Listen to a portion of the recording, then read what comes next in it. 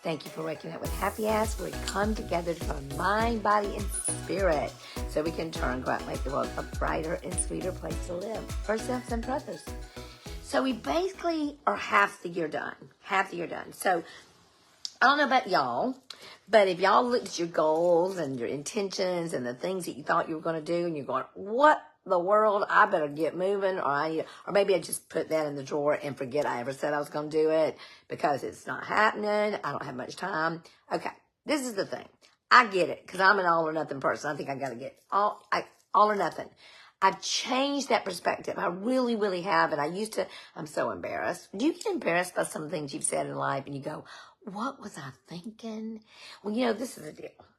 We're thinking with the knowledge we have at that time and the way we were brought up, the things we believed in, where the world is at the moment, all those things. That's why we were where we were, because it's where we were at the time. And I have said this so many times, I'm embarrassed, go big or go home. Guess what? That really doesn't work for me anymore. Because what happens if I can't go big, then I go home and I do nothing. So not cool. Don't let good be the enemy of the perfect or something like that. Oh, y'all, I got that all wrong. I'll figure it out and tell you. But don't think things have to be perfect. And if they're not, you just don't do them at all. So I heard something the other day and it said, I learned most of what I learned in life by watching my parents. And a lot of it was what to do and what not to do. And my parents were so different, so different. Both of them were very generous. Both of them were very generous, very kind. My father, though, was and I tend to be a little bit more like him, and I don't want to be. He was absolutely flippant with money. Flippant. He didn't care about it. He didn't keep up with any of his things. Oh, and you know what I'm talking about. You knew my parents. So my dad was very kind and generous and loving. Just super. He was also an alcoholic, and he died an alcoholic's death. Horrible death. But when he was alive and when he would make money, he had no hesitation to share it. He was really good at that. But he was really bad at keeping up with it. Really, really bad.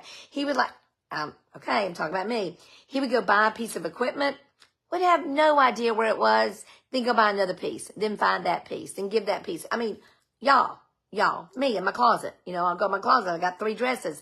Why do I have 3 dresses? Because I forgot I had the other dress, and I go get another one, but oh my gosh. So I have a lot of his tendencies. Very, very impulsive, very spontaneous. Thank God I don't have the alcoholic tendencies. I'm so grateful for that. And maybe I do. I just don't drink, so I don't know. So that was that. My mother, on the other hand, was very frugal, very, very, very frugal. And she did dress nice. She wore nice earrings. She made sure she was cute. She went on some trips, but she was extremely frugal. She made $1, she saved $2. My dad made $1, he spent 20. That was a big thing. And so, but this is the deal.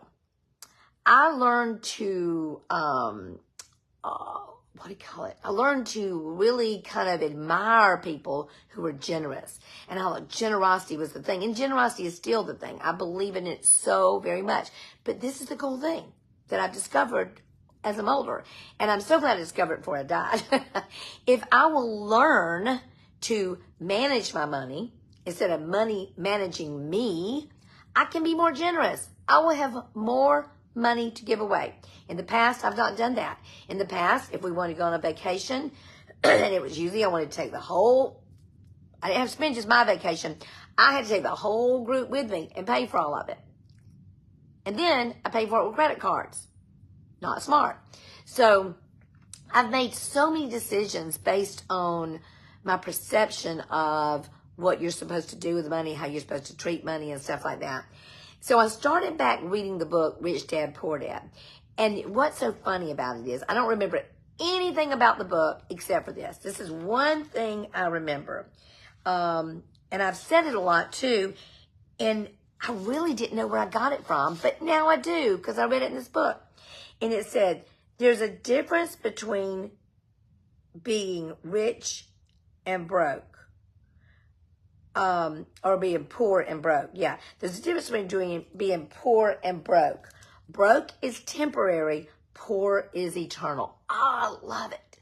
Broke is temporary, poor is eternal. Because y'all, broke is just where you are at the moment. Poor is your spirit. If you have a poor spirit, you're just not feeling like you can accomplish something. It's, and poor people will always say, or people like me, things like, I'm not interested in money. How many times have I said that? Oh my gosh, y'all, I probably have said that as many times as I've quoted my mama saying, what in the Sam Hill? I'm not interested in money. You know what? That is a horrible attitude. It's a horrible, horrible attitude. So I've got a lot to improve. I don't know about y'all, but I got a long way to go. And so I'm asking my Heavenly Father, let me live a little bit longer so I can do that. I loved, it says about learning from your parents. I learned so many things from my parents. And they were, I don't blame them for anything. I don't blame my father for his alcoholism. As a matter of fact, I honor him for that, because I believe that had I not grown up in an alcoholic home, and seeing what it does, I might have done that myself. I decided to do something different with my life. I did not want that life. If I had not seen my mother do the things she did, she was just very smart with money. She was very wise. She was a little more worried about it, and I didn't want that. I didn't want to be I'm not a warrior. Thank be to God. I'm not a warrior, so I didn't pick up that trait. What I hope I pick up from my parents is the best of both of them. And I hope that's what you look at too. If you're busy looking at all the things your parents did wrong, look at what they taught you, maybe by what they did or maybe by what they didn't do. I learned about work ethic from both of my parents. I learned the most extreme, the most amazing work ethic, and I'm so proud of that. I'm so proud of that. I learned what not to do about money with my dad, but obviously I haven't learned it yet because I'm still working on it.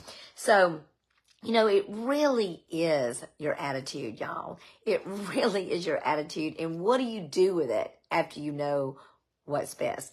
If you know better, do you do better? I don't know. Sometimes I do, sometimes I don't. So my little message to you today is halfway through the year. Halfway through the year. Don't give up on your goals. Don't give up on the things you said you're going to. Like me, guess what? I was supposed to weigh back to 114 by the end of this month. Guess what? Ain't happening. I don't think I'm going to get from 120 to 114 in, 6 days? 7 days? Something like that. Not happening. But you know what? I'm going to reset, refocus. I'll modify a little bit. But I'm not going to stop learning and growing and learning from the people that have come before me, learning from the people that are here now. Remember the thing I just read, that there's a difference between poor and broke. Broke is temporary, poor is eternal. And you know what? And this is the deal. As long as we are alive, we have room to grow and to be and to become that person that God intended us to be. And guess what's so cool? He knows it's going to take all those things along the way. Every single one of them are not wasted. Y'all, I love you with all my mind, heart, soul, and body, which is why I come here on a daily basis, which is why I cannot contain it. I love you so much. Be sweet, y'all. Bye.